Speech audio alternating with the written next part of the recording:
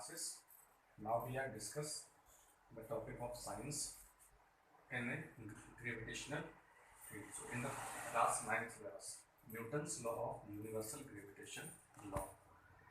So we have to describe that in a universe there are two masses. This is the mass of M1 and this mass is M2. This is a point masses. If these point masses are placed in a space or a region, then this is the line joining of the masses. If these two masses are placed at a distances of r, this distance is r, the force of attraction between them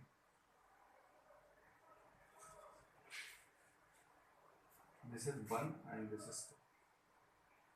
This is force on 1 due to 2, this is force on 2 due to 1, and this force is equal to magnitude of the force. F is equal to F12 is equal to F21, and it is equal to G M1 M2 upon R square. In the previous lecture we have to discuss this. Now we have to discuss what is the value of G. So we have to define G. G is 6.67 into 10 to the power minus 11.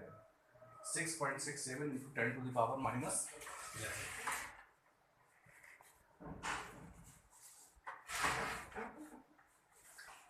Newton into meter square upon radius square. This is the where G is called universal gravitation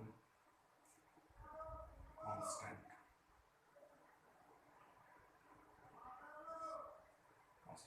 And this G does not depend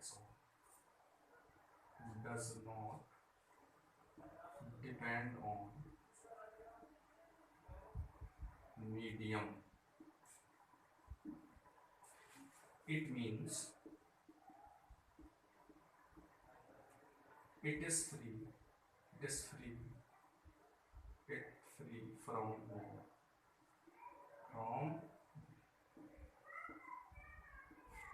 so we have to understand that this does not depend on the medium. If the two masses are placed in air and these masses are placed in kerosene oil, if these masses are placed in any type of medium, the force of attraction F is equal to G M1 M2 upon R square. This force is always in attractive nature.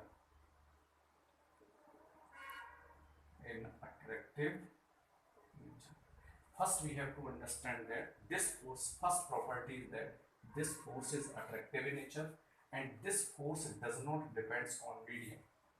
Force does not depend on medium. This force only depends on mass of the two systems and the distances between them. If the distances will be large, then force will be lesser. If the distances between the two point masses will be large, then the force will be lesser.